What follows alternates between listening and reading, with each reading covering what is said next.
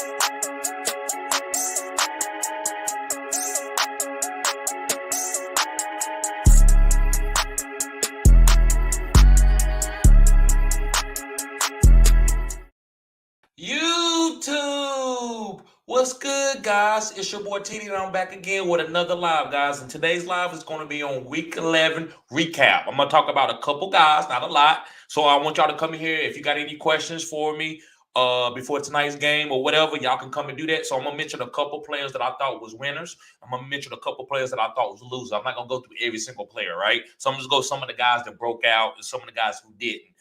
So, guys, if you got any questions for me, put them in the chat. Let's go, guys. We got to keep working for these championships. So I'm going to give y'all some reflection, right? Because I think that helps y'all on Monday. Okay. So let me see who's in the chat. Okay. All right, guys. So I'm going to start with the Titans and the Packers game. So Treylon Burks, guys, he's a winner. It's time to go get him. He's an alpha wide receiver that was drafted in the first round, right? 225 pounds, running a 4.45, big guy. You seen him in college where he broke out. You know, he played against alpha talent. He was in the SEC, played against top corners, and he was breaking out. So I think it's time to go get him. Also, guys, Ryan Tannehill is showing you if Derrick Henry's healthy, you can stream him. That's what Ryan Tannehill. So he's a winner, guys. So who else was a winner off of this team? So going to the Packers game, Christian Watson is a winner. Guys, yes, Christian Watson is a winner. Also, Aaron Rodgers is a winner. Now, they didn't win the game, but he's actually putting up fantasy valuable numbers where you can play him as a quarterback. Or you can stream him week to week. He should be on your waivers. Bears, guys, will go to the Bears and Falcons game. Justin Fields might have you could consider that as being a loser this week, but he still is a winner. He still gave you a nice floor. So we got to look forward with that shoulder injury, see what's going on with the shoulder injury. Also, the Falcons guys, Cordell Patterson was the winner, and Marcus Mariota was a winner. Tyler Algier was a loser this week. It is what it is. But Cordell Patterson and Marcus Mariota. Marcus Mariota is just a streaming guy for his legs. Don't never look at the weapons. Now, Kyle Pitts is hurt, so we done with him. So I want to talk about him being a loser too. So we done with Kyle Pitts. We can move forward now that he's going to have to get knee surgery from the MCL tear that he has. So we don't have to worry about trying to stream him or worried about matchups. So we can do that. Let me see who else was a winner. Amari Cooper, guys. Amari Cooper was a big winner. Yes, Amari Cooper. When Deshaun Watson get back, let me see who else. The Lions. So let me look at the Lions game, guys. So DeAndre Swift was a loser, but I still like to try to have this because you can't buy low on him anymore. Most of the time, most of the likely guys, your trade deadline is going away. So I do like DeAndre Swift. Like, I think he's a great flex play. I think he's getting better off the injury. I don't think every week they're trying to get him 6 carries and 1 touchdown, right? I think they're trying to do a little bit more, but they don't want to do it too early. So I don't think that he's going to be this type of player the whole season. Just a couple more. Wan'Dale Robinson was a winner, guys, but he got hurt. He tore his ACL. So he's going to be out for a while, a long time going on to next year. Maybe he don't even come back next year because it's so late in the season. But he was on his way to being a winner. Things that a lot of people, I know I championed him this year because I liked him. I thought he was a great athlete at being short, stocky guy. And guys, the Patriots, Ramondre Stevenson is a winner. Ramondre Stevenson is a winner. That was the only winner from this team. Now, Damian Harris had a good average per carry, but all the catches that Ramondre is doing, it's taking Damian Harris where he's not. To me, I'm not going to start him. I'm not going to try to start both of these guys. I think Ramondre is the alpha guy that I think you can start every week. None of the receivers are startable. Jacoby Myers, maybe. Matt Jones is a loser. Like, all those receivers and all those guys, they losers, guys. You know, not me. I hate the word loser because fantasy, you might have to start a guy week to week, but I'm not starting those guys. I'm not looking to start any of those guys except for Jacoby Myers. Let me see. Guys, Taylor Heineke and Antonio Gibson were winners. Now, Brian Robinson was a loser. So if you the Commanders got the sauce now. I don't think Brian Robinson necessarily is a guy that you don't want to play going forward, even though he was a loser this week. But Antonio Gibson, I've been telling y'all, I've been championing him for a while now. He is a winner. But Brian Robinson, guys, even though he's a loser, this is a guy that I still think is okay. The Commanders is running the ball, and they look really good. They got a good, strong offensive line. I know they was playing against Houston, but they still, that backfield is, especially Antonio Gibson was a winner. But even though with Brian Robinson being a loser, I'm still okay trying to start him next week if the matchup, if I need to. Let me see if I got any questions in the chat. Guys, it look like we don't got a lot of people coming in here tonight. So, you know, it is what it is. Maybe we're getting ready for the game. Let me see here.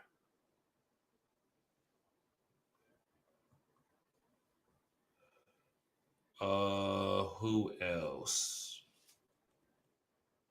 that I want to talk about, guys?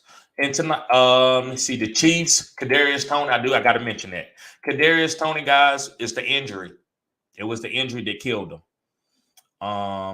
So it is what it is. So I think Sky Moore is a winner going forward. Like, you know, he was a winner last night with the little bit of targets he got, right? Because we know it's not going to be no Kadarius Toney there for at least 2 weeks. The Chargers, guys, Austin Eckler is a winner again. He's still going a top 3 fantasy starting back. And Josh Palmer is a winner. Mike Williams and Keenan Allen, they did okay. Like, far as, you know, Keenan Allen did okay. Mike Williams got hurt. It wasn't his talent or anything. It was just his ankle injury. But Josh Palmer going forward with Mike Williams probably not coming back for another couple of weeks. Josh Palmer is going to be great to start going forward. I got to give them that. Let me see what else. Steelers. Najee is a winner. Yes, Najee. Najee is a winner, guys. That's why I told a lot of people not to drop him, because I know that he could end up getting work, right? And he did. Even though with Jalen Warren, it took Jalen Warren to go down, but Najee know what people have been saying. So I do think Najee is a flex star. I'm not saying he's no RB1 or RB2, but he is definitely a flex going forward. And also, guys, Mac Hollins for the Raiders. I want to call him a winner because he got a little bit over 10 PPR points. I think with him being a number 2 wide receiver with Hunter Renfrow being out, that I think he was a winner. And you know what, I got to mention Devontae Adams. Derek Carr, he was a winner, but I still don't want to stream him. I just don't think he gives me the ceiling that I want. Let me see anybody else that I want to mention. Jawan Johnson, the tight end from the Saints. Another winner. You have to start. He's a starter. He's a starting tight end every week now. You got to start him. He's been smashing. Let me see. Anybody else that I want to talk about? Okay. So, guys, I thought I was gonna get some questions. I came here to get on live because I thought I might get some questions. This is weird. I usually have a lot more people in here. So on a Monday night. So it is what it is. Maybe I started a little late. But let me see. Let me get to the chat. Yeah, guys, I'm going to try to wait a little bit. Who's some other guys? Kenny Pickett. I thought Kenny Pickett played solid. I'm not going to necessarily call him a winner, but I think you can stream Kenny Pickett. Like Jared Goff played worse than Kenny Pickett. I'm not saying Jared Goff had a bad game, but he didn't need. Jamal Williams had all the touchdowns. But Kenny Pickett, guys, with him hyper-targeting George Pickens, I like that. What's up, bruh? What's going on? So I like Kenny Pickett. Marcus Mariota, you got to champion him this week. Them legs, now he can't pass to his alpha guys and get him a lot of abundance for targets. That way they can be fantasy valuable. But his legs by himself is one of the best streamable guys out there. And they just came out and said he's starting for the rest of the year because they still in fantasy, not fantasy contention, but playoff contention. Now, do I think if they was to lose a couple games and get knocked out, could they put Ritter in? Yes, I do think so. You're right, bro. George Pickens is going to boom. Second take is talking about George Pickens. Yes, sir. And, I've been talking about him. I wasn't first on him or anything. I like Christian Watson from the beginning of the season. But once I got in the season, I've been talking about George Pickens. I've been telling people to stash him. George Pickens. Even when he gave me 0 points one week, I still been liking George Pickens. So, yeah, you're right, second take. Yep. And Kenny says, happy Thanksgiving, fam. Anytime, bro. Happy Thanksgiving to you, too. Yes, sir. Let me see who else. Davis Mills is a loser. Davis Mills is a loser. Guys, do not play him anymore. I don't care what I say. The way he played, it was just terrible. The Commanders, I'm not saying their defense is bad, but they ain't got no lockdown secondary like that. If you can't get guys open against them, so I no longer am I got anything positive to say about Davis Mills. I think he's regressed this year. And I picked him, man, and he hurt me in my Scott Fishbowl. I picked Lamar and him. Lamar ain't hitting that ceiling. That's okay. But he been giving me negative points in Scott Fishbowl. I'm done. That cost me. So, guys, one thing I'm learning about this year, go get your alpha quarterback, especially in Superflex. But even one quarterback, guys, take him in the 3rd or 2nd round. Like, don't draft a guy that you iffy about in the 3rd round and miss on guys like Josh Allen. Even Lamar. Some of these upper echelon quarterbacks that you love to pick and have on your team that you see killing every year, killing this year and in other years. Like Justin Fields next year, guys, go ahead and take him in the 3rd round. Don't let nobody get that because quarterback scoring, when they score all them points, you already defeated, especially if you got a guy scoring 10 points and you then got a quarterback with all that upside scoring 45 points. That can kill you. So, let me see. Baker Mayfield. Guys, no. Big time loser. All right, going on to Melvin Gordon. I thought he was solid.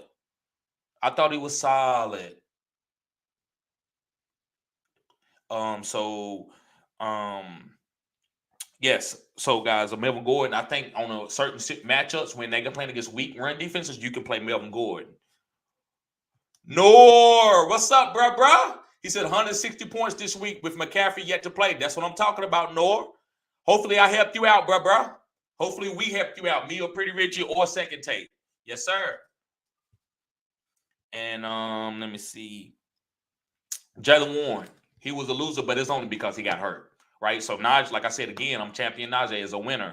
I think it's time for him to break out. That's why I'm not dropping my players because I've seen guys play bad 10 straight weeks. I remember this happened to Joe Mixon like 3 or 4 years ago. Might have been 3.